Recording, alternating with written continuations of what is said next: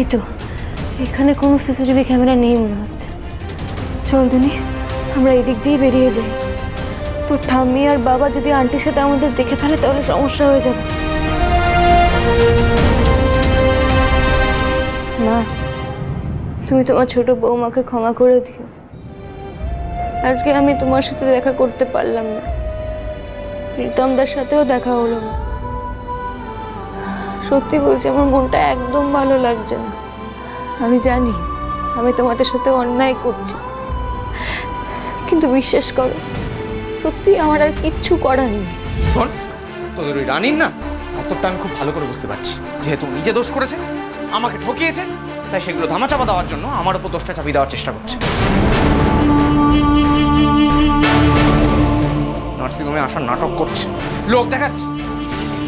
আরে ভাই, তুই মুখটা একটু বন্ধ রাখবি, তাহলে কাজটা করতে সুবিধা হয়। তোমাদের রানী সোম থেকে রবি প্রতিদিন সন্ধ্যে ৬টায় স্টার জলসায় ও ডিজনি প্লাস হটস্টারে।